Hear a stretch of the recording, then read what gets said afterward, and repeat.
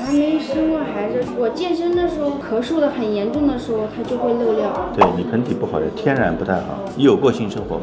有。性生活之后症状会加重吗？会不舒服吗？就说有没有这种情况？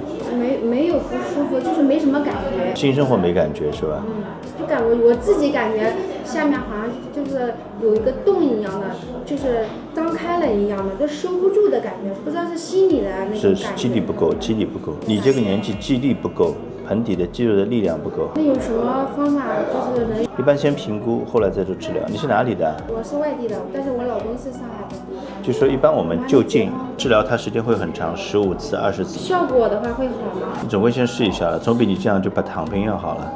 然后一咳嗽它就会漏一点。你这原因基本上是盆底不好，就做个理疗，有个探头放在身体里面去做一下。我住的离这里近。因为你肌肉力量不好呢，门关不紧，所以会漏尿，漏尿也会尿频。你有焦虑症吗？有点张力有点高的，你可以看到你的紧张，但紧张一般源自焦虑症，焦虑症人就会尿频，这是一个因果关系。你有点焦虑，你不觉得？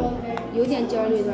你上面看得出来，其实已经对你小便有点影响了。就是这个检查能看得出来。能看出来，就是你排尿的时候尿道开放度会不好，正常排尿的时候尿道要开放，你开放有点不好，所以你有点紧张。最主要的话就是漏尿，这个让我好烦。都在做理疗，理疗大概做15次一般性，先做10次好了，先做10次。这个不需要做手术吧？算了，你这个年纪不要手术，对我来说手术是最省事儿。不管手术还是什么原因，就是我是想效果快一点。这东西该快的时候是慢不起来，但是该慢的时候也快不起来，你懂我意思吧？如果感冒，女生感冒绝对不是1个小时好，不要去做这种幻想，没什么意思的。医生说实话，如果能今天开一刀，马上2分钟解决，我就帮你开刀去了，我还管你这么多，这么理疗去做。但是为什么要根据每个人情况来看？要快人就是手术，你不肯开刀的呀，对吧？再说你开刀也没必要，因为漏尿不是很大，对吧？一般没生过孩子基本上不会开刀。这样啊，理疗啊，反正我看一下，我尽量帮你节约一点了，帮你节约一点吧，姑娘。